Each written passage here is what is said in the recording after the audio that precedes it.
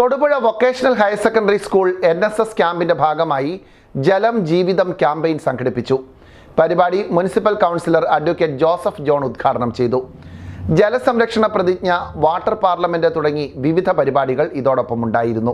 Thodupuzha government vocational higher secondary സ്കൂളിലെ NSS സപ്തദിന ക്യാമ്പിനോടനുബന്ധിച്ച് ജലം ജീവിതം ക്യാമ്പയിൻ സംഘടിപ്പിച്ചു. PTA പ്രസിഡന്റ് മുഹമ്മദ് ഫസലിന്റെ അധ്യക്ഷതയിൽ ചേർന്ന യോഗത്തിൽ municipal councillor advocate Joseph John പരിപാടി ഉദ്ഘാടനം ചെയ്തു.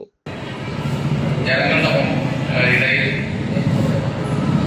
ഫലപ്രദമായി പ്രചരിപ്പിക്കുന്നതിന് ഉദ്ദേശിച്ചുകൊണ്ടുള്ള ഒരു നടപടി പഠന പ്രവർത്തനങ്ങളുടെ ഭാഗമാണ് ഇവിടെ ഇപ്പോൾ അരങ്ങേറാൻ പോകുന്ന നാടകം രാമായണയുടെ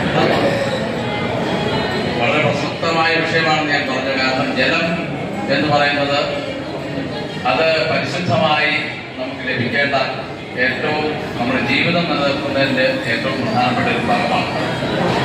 അതിന് ഏറ്റവും പ്രധാനമായിട്ടുള്ള കാര്യം നമ്മുടെ പരിസര ശുചീകരണവും മാലിന്യ സംസ്കരണവും നല്ല വായുവും ഇതിനുള്ള അന്തരീക്ഷവും എല്ലാമാണ്. ഇപ്പോൾ നമ്മുടെ ഇന്ത്യൻ ഭരണഘടന തന്നെ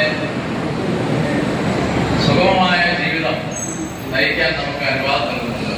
സുധീന്ദ്രൻ കാപ്പിൽ ജലശപഥം പ്രതിജ്ഞ ചടങ്ങിൽ ചൊല്ലിക്കൊടുത്തു. വോളണ്ടിയേഴ്സിന്റെ നേതൃത്വത്തിൽ ഡ്രാമയും ചുറ്റുമുള്ള കടകളിൽ ഡാംഗ്ലറും സ്ഥാപിച്ചു. സീനിയർ ടീച്ചർ ബിനിമോൾ ശ്രീധരൻ സ്വാഗതവും assistant engineer Davis Ambili teacher എന്നിവർ ആശംസകൾ അർപ്പിച്ച് സംസാരിച്ചു. NSS programme officer Reena Varghese ചടങ്ങിൽ നന്ദി പറഞ്ഞു. മാലിന്യങ്ങളും